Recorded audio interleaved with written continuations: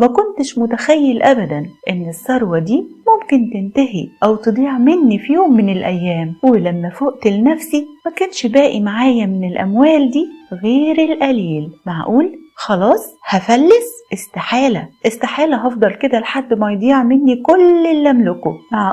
معقول بين يوم وليلة كل الأموال والثروة ممكن تروح مني وما يتبقاش ليا غير الديون والإفلاس والخراب؟ لا يمكن أسيب نفسي أوصل للحال ده، واستحالة أسيب نفسي للفقر والذل بعد الغنى والعز، ولا هسيب الكسل يتملك مني، ده الكسل مفتاح الفقر. وافتكرت حكمة بيرددها ناس كتير: من لم يركب الأهوال لم ينل الرغائب. ومن هنا قررت أسافر، بعت كل اللي أملكه واشتريت بثمنه بضاعة أتاجر فيها، وسافرت مع جماعة من التجار من بغداد للبصرة على ظهر سفينة كبيرة. ودي كانت